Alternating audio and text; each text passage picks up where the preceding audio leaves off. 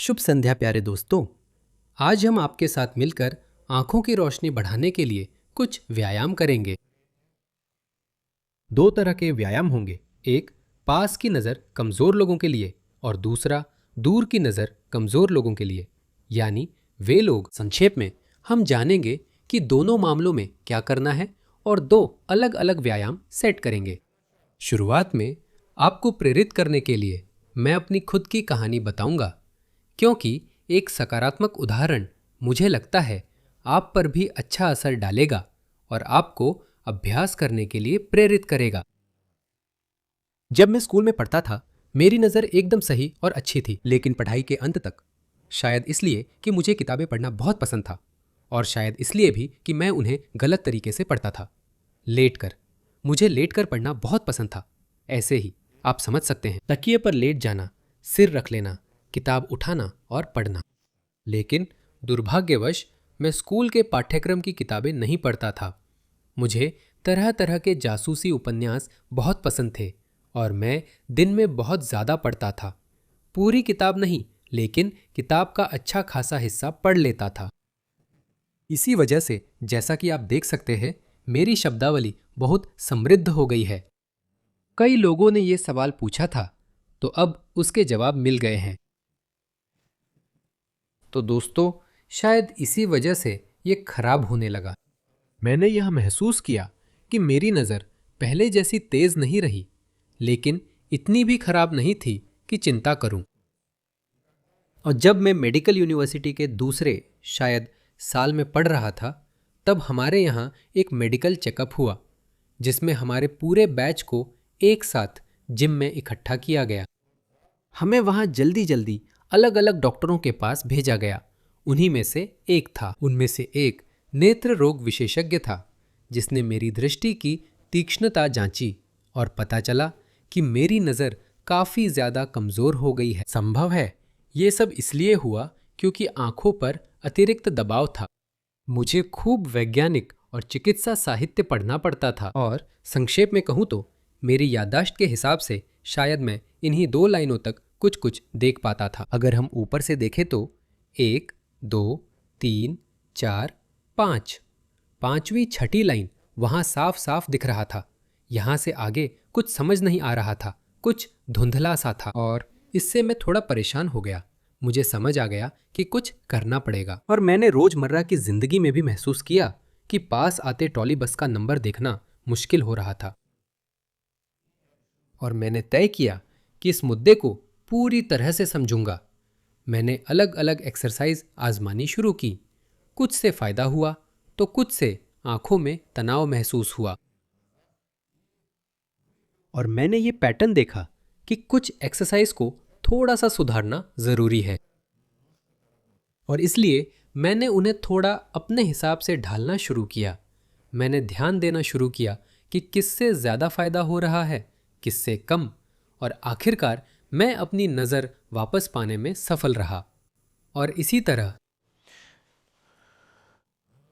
करीब आखिरी बार ऐसी जांच शायद 3 साल पहले हुई थी, जब मैंने ड्राइविंग लाइसेंस रिन्यू कराया था। या फिर मैंने कुछ समय पहले भी मेडिकल जांच करवाई थी।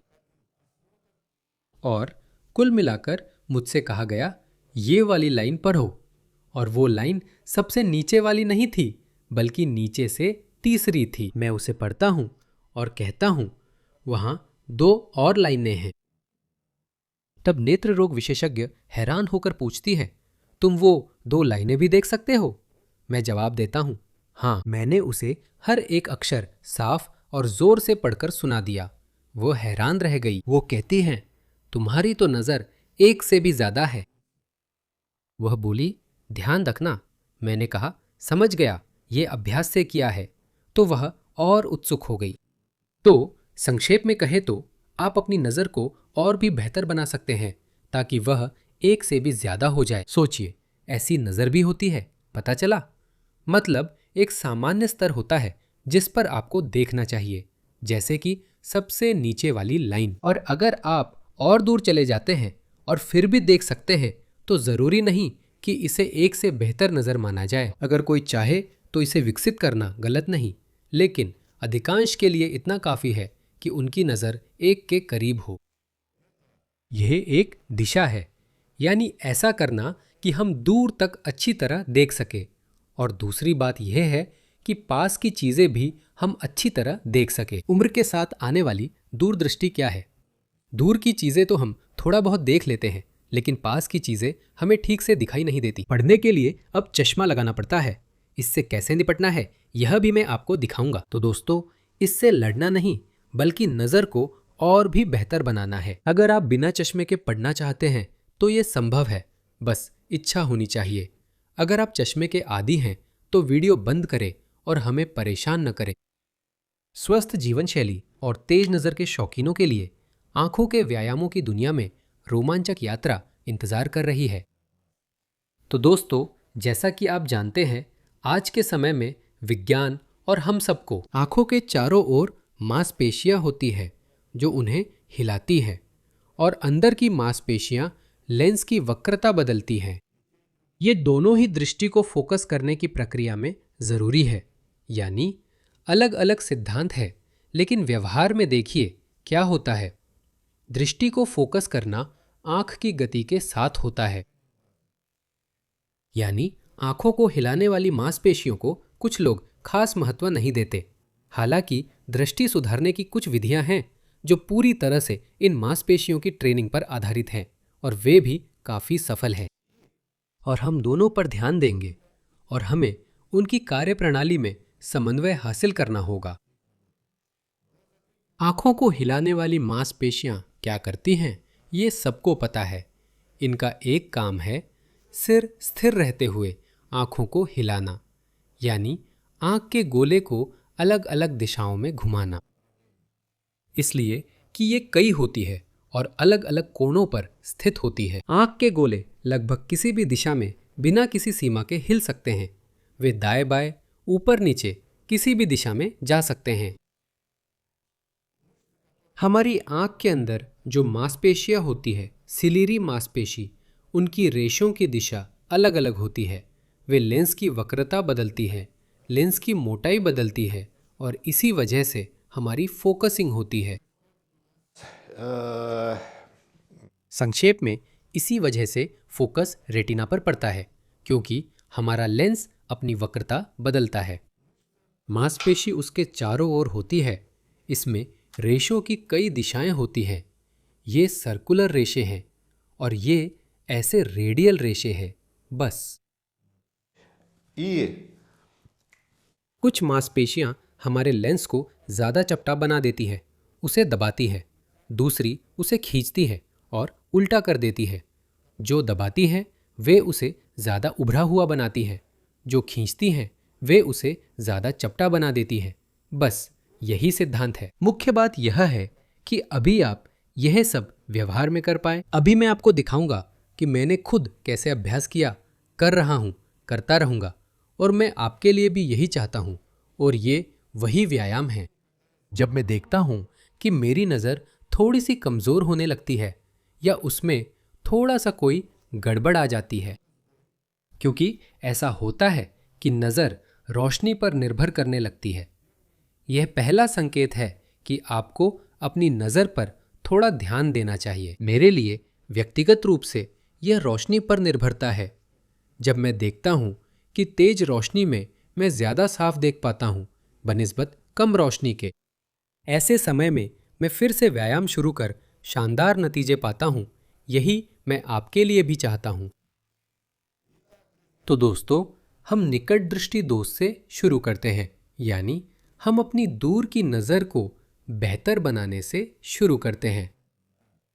इसके लिए हमें क्लासिक दृष्टि जांचने वाली चार्ट की ज़रूरत होगी, जो बहुत अच्छा है। ये उन लोगों के लिए है जो पढ़ना जानते हैं, उन लोगों के लिए जो या तो बहुत छोटे हैं और अक्षर नहीं जानते, या जिन्हें वर्णमाला नहीं आती। उनके लिए अलग अलग तरह की ऐसी चार्ट्स होती हैं। मज़ेदार आकृतियाँ, यह भी ठीक रहेगा। यहाँ एक केतली दिखाई गई है, हाथी, क्रिसमस ट्री, बत्तख, हवाई जहाज और मशरूम। आप इन्हें भी इस्तेमाल कर सकते हैं। इनकी प्रभावशीलता में कोई फर्क नहीं पड़ेगा। पहला व्यायाम, ये एक साथ जांच वाला भी है। ये आपको वह स्थिति चुनने में मदद करेगा जिसमें आपकी मुख्य ट्रेनिंग होगी। देखिए, सबसे पहले ये वार्म अप है और फिर साथ ही ये प्रैक्टिकल भी होगा। आप इसे सीधे चार्ट के साथ कर सकते हैं या फिर अभी स्क्रीन के सामने मेरी आंखों में सीधे देखते हुए भी कर सकते हैं। बस ऐसे अपनी नज़र को किसी एक निश्चित बिंदु पर टिकाएं, जैसे कि मेरे दाहिने या बाएं आंख में देखें या फिर नाक पर। बस एक बिंदु पर देखने की कोशिश करें। और अब आपको क्या करना है, सिर को बाईं ओर घुमाएं और फिर वापस सीधा करें। सिर को सीधा रखें, घुमाएं, वापस सीधा, फिर घुमाएं, फिर सीधा। और इस दौरान आप कोशिश करें कि आपकी नज़र उस बिंदु से ना हटे जिस पर आप देख रहे हैं। आप इस दौरान पलकें झपका सकते हैं। यह हरकत एक तरफ करें, फिर दूसरी तरफ, बाईं ओर, दाईं ओर। अब इन दोनों बिंदुओं, दोनों हरकतों को जोड़ें। अब सिर को बाईं ओर और दाईं ओर पूरा घुमाएं। गर्दन को पूरी तरह घुमाने की जरूरत नहीं है, बस उतना ही घुमाएं जब तक आप उस बिंदु पर नजर टिकाए रख सके जिस पर आप देख रहे हैं। यानी आपको ज्यादा घुमाने की कोशिश नहीं करनी है। देखिए, घुमाव बहुत हल्का रखें। आंखें जितना प्राकृतिक रूप से घूम सके उतना ही घुमाएं, ज्यादा न करें। यही काफी है। बिना किसी खास तनाव के ये मूवमेंट करें। एक तरफ, फिर दूसरी तरफ। यही पहली मूवमेंट थी। ऐसे आप करते हैं। लगभग 10 बार दोहराना काफी है। एक तरफ 5-10 बार, फिर दूसरी तरफ। इस तरह आप अपनी आंखों को घुमाने वाली मांसपेशियों को वार्म अप कर रहे हैं। अब दूसरी एक्सरसाइज, ऊपर और सीधा, ऊपर और सीधा, और हमेशा एक ही बिंदु पर देखें, अपनी नजरें न हटाएं। अगला, नीचे सीधा, नीचे सीधा। इसे बैठकर या खड़े होकर किया जा सकता है, लेकिन लेटकर करना खासकर सिर के लिए असुविधाजनक हो सकता है। इतनी आसानी से नहीं घूम पाएगा। ऊपर, नीचे, वही चीज हर दिशा में 5-10 बार ऐसे, 5-10 बार वैसे, और यही हरकत भी 10 बार करे, ऊपर नीचे। गर्दन को यहां ज्यादा तनाव देने की जरूरत नहीं है। अगर गर्दन में कोई असुविधा महसूस हो रही है तो गर्दन के बारे में वीडियो देखें और गर्दन के लिए व्यायाम करें। तो अगली हरकत, अब देखिए आगे क्या होता है। हम घुमाव करते हैं, हमारी आंख अपनी हरकत की सीमा तक पहुंच जाती है, जैसा कि आप देख सकते हैं। अब हम सिर्फ उस आंख पर ध्यान देंगे जो आपके करीब है, न कि जो नाक से ढकी है। अब इस तरह की हरकत में ज्यादा सक्रिय जानकारी इसी आंख से आती है और हम नीचे और ऊपर की ओर मूवमेंट करते हैं। हाँ, इसे थोड़ा आसान भी किया जा सकता है, यानी मूवमेंट को आधा आधा बांट सकते हैं। मतलब ऊपर उठाया, नीचे किया, और यहाँ नीचे किया, ऊपर उठाया, नीचे किया, बीच तक, और फिर पूरा मूवमेंट करते हैं। कोशिश करें कि जिस बिंदु पर आप देख रहे हैं वहां से नजर न हटाएं। यही चीज दूसरी तरफ भी कर सकते हैं। आधा आधा मूवमेंट ऊपर नीचे कर सकते हैं। एक तरफ, फिर दूसरी तरफ। अगला मूवमेंट, ऊपर उठाते हैं। आंख हमारी निचले किनारे पर, जैसे आंख की कोटर के निचले बिंदु पर आ जाती है, और इसी स्थिति में भी वही करते हैं। एक तरफ 5-10 बार, दूसरी तरफ 5-10 बार, और कुल मिलाकर एक तरफ, फिर दूसरी तरफ, एक तरफ, फिर दूसरी तरफ मूवमेंट। तीसरा, या जो भी नंबर है आप खुद गिन लीजिए। तो मतलब हम सिर को नीचे झुकाते हैं, नीचे झुका लिया, या फिर यहां शायद थोड़ा असुविधाजनक हो सकता है। जब आपने सिर नीचे झुका लिया तो सिर को एक तरफ या दूसरी तरफ हिलाना ज्यादा आसान नहीं होता। यह दूसरा विकल्प है कि आप अपनी नजर ऊपर उठा सकते हैं और इसी स्थिति में एक तरफ और दूसरी तरफ भी सिर घुमा सकते हैं। और ये 2 तरीके हैं। बाएं दाएं घुमाना, बाएं दाएं घुमाना। तो अब हमने आपके साथ किनारों पर यानी गति की सीमा पर काम किया है। तो हमने आपके साथ क्या किया? हमने सबसे पहले आपके साथ दाएं बाएं क्षैतिज दिशा में गति की। ऊपर नीचे की गति हमने केंद्रीय बिंदुओं से की। फिर हमने आपके साथ सबसे बाएं और सबसे दाएं बिंदु पर गति की, यहीं पर, यहीं। फिर हमने ऊपरी बिंदुओं पर दाएं बाएं की गति की और निचले बिंदुओं पर भी, यानी हर जगह हमने गति की।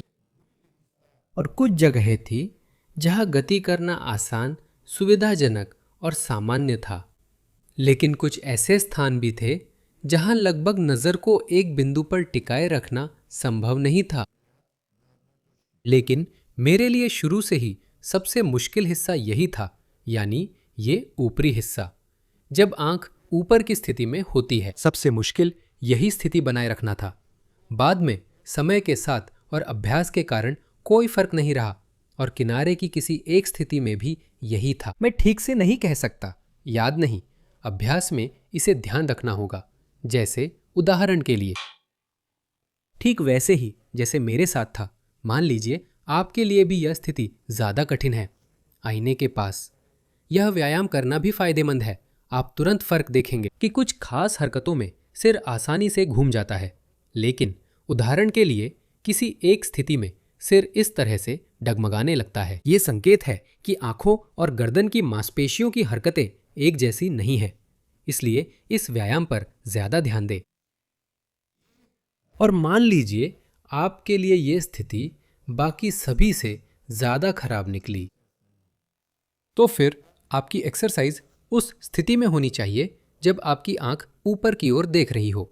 ऐसे में आपके लिए चार्ट को थोड़ा ऊपर रखना ज्यादा आसान रहेगा और आप खुद मान लीजिए ऐसे बैठकर अभ्यास करेंगे ताकि आपको थोड़ा ऊपर की ओर देखना पड़े, इस तरह से। यानी आपकी मुख्य एक्सरसाइज ठीक इसी स्थिति में होगी।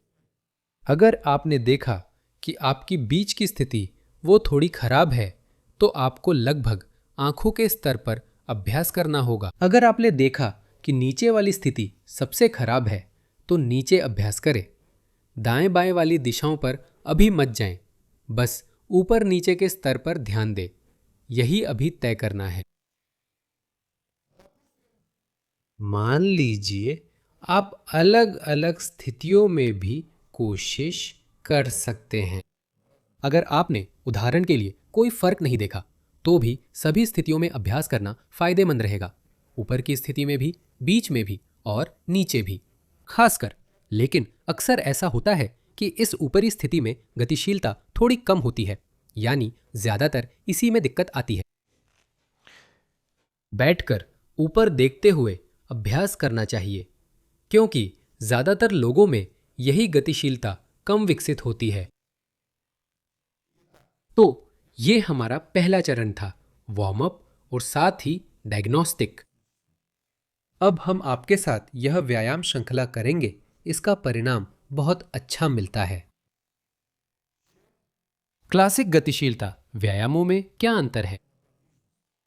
यानी जो भी कभी व्यायामों की मदद से अपनी दृष्टि सुधारने की कोशिश कर चुके हैं, वे उस व्यायाम को जानते हैं जिसमें हम दाएं, बाएं, ऊपर, नीचे देखते हैं। ये उतना अच्छा व्यायाम नहीं है, क्योंकि इसमें आंख की गति झटके से होती है।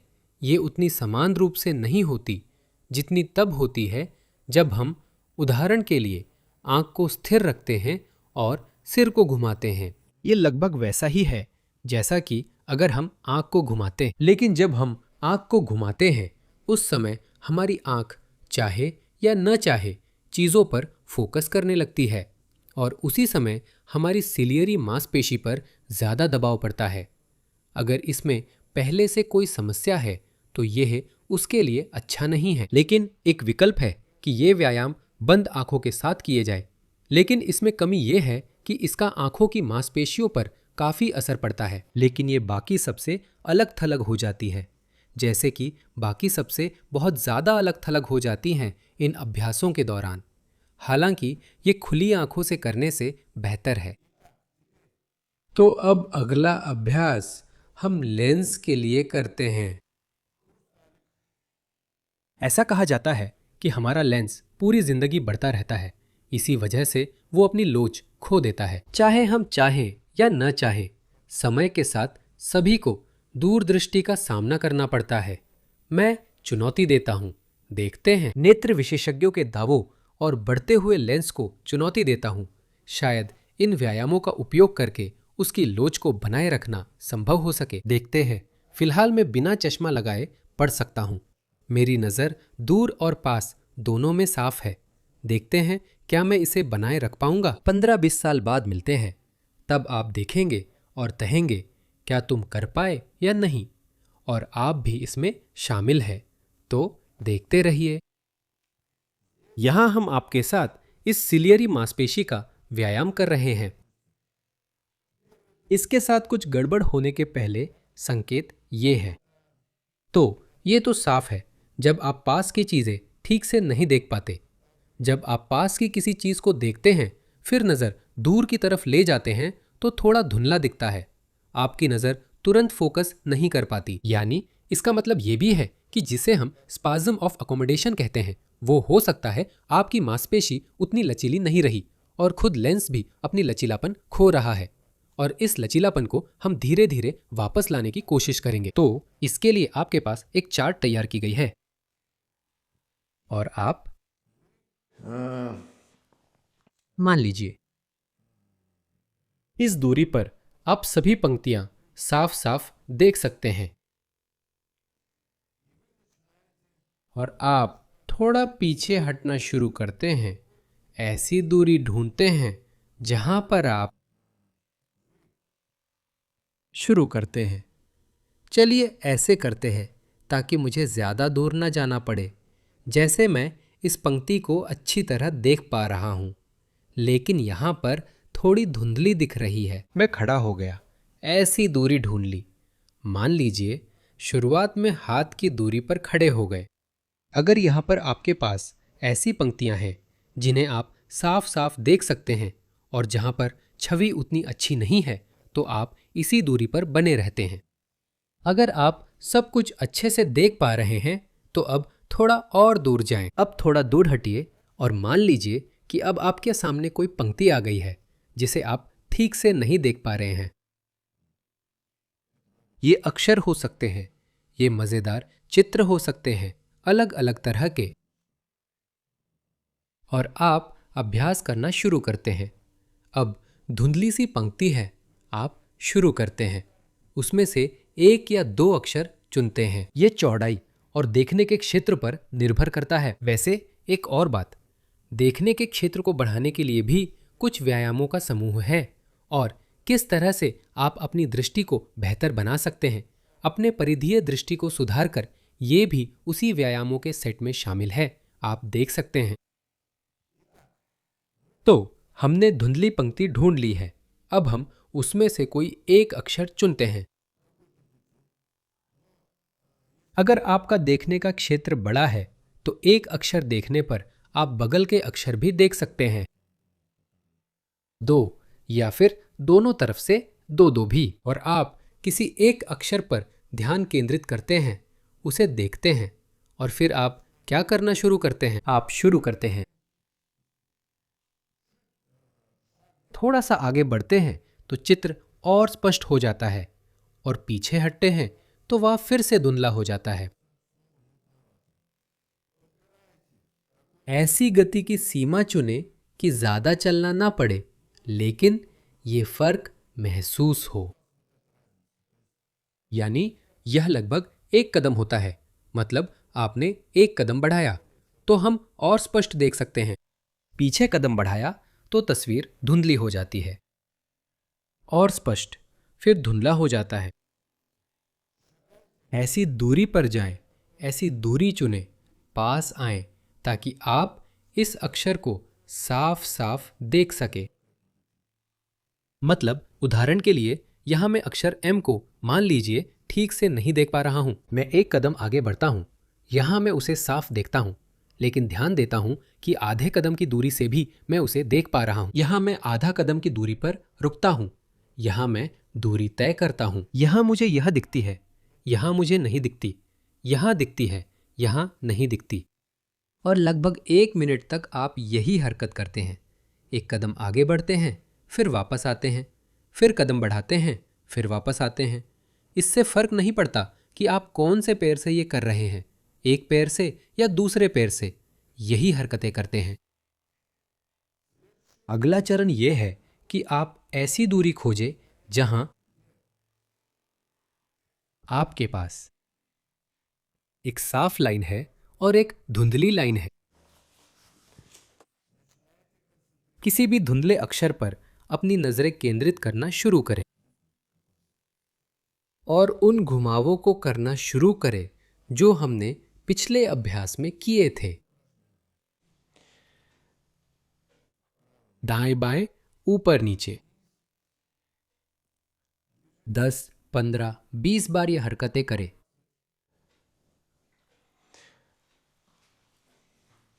और कुछ समय बाद, जैसे 1 या 2 मिनट में, आप देखेंगे कि तस्वीर और साफ हो गई है। अगर दूरी हो तो आप एक कदम पीछे जा सकते हैं, खासकर निचली लाइनों पर काम करते समय। अगर कमरे की दूरी आपको अनुमति नहीं देती तो फिर आप बस अपनी नज़र को थोड़ी नीचे वाली लाइन पर ले जाएं और यही प्रक्रिया जारी रखें, यही हरकतें करते रहे। अगर आपने देखा कि कुछ स्थितियों में गतिशीलता बेहतर है और कुछ में खराब है, तो आप इसका भी उपयोग कर सकते हैं। मतलब, मान लीजिए अगर आपने देखा कि ऊपरी स्थिति में यह पहला व्यायाम है, इसमें गति थोड़ी जकड़ी और कम समन्वित लगती है, आप या तो चार्ट को ऊपर टांग सकते हैं और इस तरह चल सकते हैं, ऊपर नीचे देख सकते हैं। बस सिर मत उठाइए, लेकिन खास बात यह है कि आपका सिर सीधा रहे और आपकी नजरें ही ऊपर उठे, बस यहीं तक। आप इसे कुर्सी पर भी कर सकते हैं, लेकिन इसमें सिर्फ घुमाव होगा, ऊपर नीचे नहीं। बिल्कुल वही। हाँ, फिर आप झुकते हुए इसे जारी रखें और अपने धुंधले अक्षर को देखें। पहले एक तरफ, फिर दूसरी तरफ झुकाव। कुछ पोजीशन असुविधाजनक लगेंगी, आप महसूस करेंगे। ऐसी पोजीशन पर थोड़ा ज्यादा समय रुके, फिर धीरे धीरे समय के साथ आप इसे और नीचे और नीचे और नीचे करने में सक्षम हो जाएंगे। यह व्यायाम पास की चीजें देखने में कठिनाई वालों के लिए है। सिद्धांत वही है, तरीका मिलता जुलता है। बस अब आपको ये सब कुछ नजदीक की दूरी पर करना है। आप चार्ट का इस्तेमाल कर सकते हैं और रोजमर्रा की जिंदगी में आप अपना खुद का फोन भी इस्तेमाल कर सकते हैं। और यहाँ अगर आप चार्ट का इस्तेमाल करते हैं तो ये ज्यादा सुविधाजनक है। आप पास भी जा सकते हैं और दूर भी जा सकते हैं, लेकिन यहाँ इतनी ज्यादा दूरी नहीं होती। मतलब, आपने यहाँ किया, फिर यहाँ किया, और खासकर जब आप अभ्यास कर रहे हों। पास की नजर की कमजोरी के लिए, क्योंकि हम में से अधिकतर यही पढ़ते हैं। देखिए, हमारी मांसपेशी एक स्थिति में काम करने की आदत डाल लेती है, जिससे उसमें जकड़न आ जाती है। ऐसा मांसपेशीय असंतुलन व लगातार आंखों को नीचे रखने की स्थिति के कारण विकसित होता है। इसलिए जब आंखें ऊपर की ओर होती है तो उस पर याप्त काम नहीं होता। यहां भी इस ऊपरी स्थिति में अभ्यास करना बहुत फायदेमंद होता है। यानी इस तरह के अभ्यास से आप देखेंगे कि जो हिस्सा पहले ज्यादा थक जाता था वो भी अब आराम महसूस करेगा। जो मांसपेशी लंबे समय से निष्क्रिय थी, उसके सक्रिय होने पर खून पहुंचेगा और वो सुधरेगी। जो मांसपेशी अधिक थकी थी, उसे आराम मिलेगा।